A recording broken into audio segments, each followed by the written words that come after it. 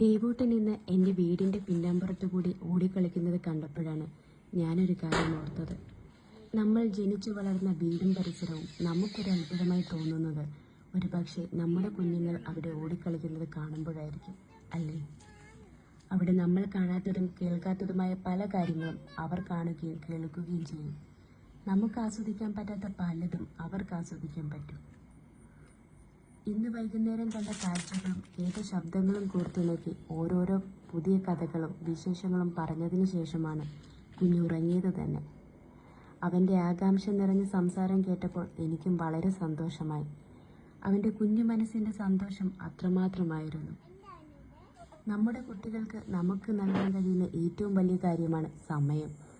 അവൻ കണ്ട കാഴ്ചകൾ ഓരോന്നും ഫോണിലേക്ക് പകർത്തിയപ്പോഴും എനിക്കറിയാമായിരുന്നു അവൻ്റെ ഏറ്റവും മനോഹരമായ നിമിഷങ്ങളിൽ ഒന്നാണിതെന്ന്.